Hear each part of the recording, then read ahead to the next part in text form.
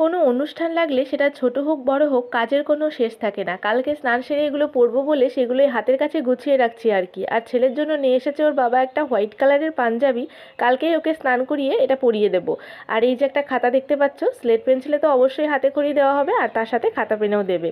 আর এই একটা রুপোর পেন ওর আন্টি ওকে মুখ দেখে দিয়েছিল, সেটা দিয়েই হাতে খড়ি দেওয়াবো।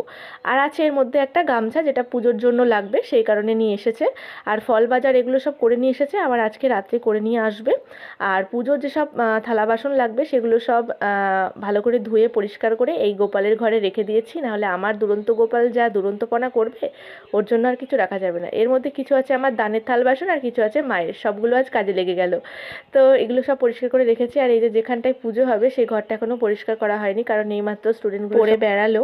তো এখন সেগুলো পরিষ্কার পরিচ্ছন্ন করব। তারপরে আলপনার কাজ আছে, ধরো অনেক কাজবাজ, ছোটো হোক বড় হোক, কাজবাজের কোনো শেষ নেই। আর তারপরে শরীরটা খারাপ, পায়খানা বমি থেকে উঠে আবার জ্বর ঠান্ডাতে পড়েছি, কি করব, এই নিয়েই চলছে সব কিছু। তার উপরে আমার ছেলে যা দুরন্তপনা করে, সবটা মিলিয়ে